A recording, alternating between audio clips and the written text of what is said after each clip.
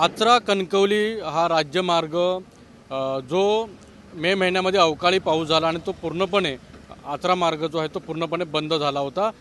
जो सध्या ज्या ब्रिजचं काम जे सध्या आहे ते सध्या सुरू आहे, त्या ब्रिजमुळेच हा संपूर्ण जो राज्यमार्ग होता तो बंद करण्यात आला होता।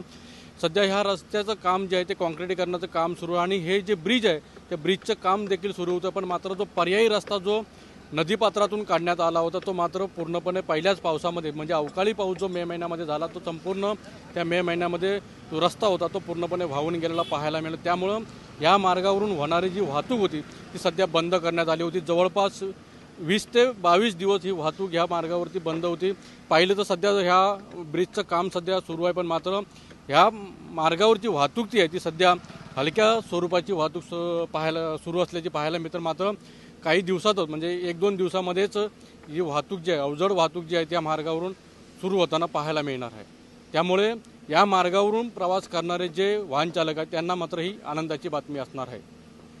अनंत पातळे, TV9 मराठी, सिंधुदुर्ग।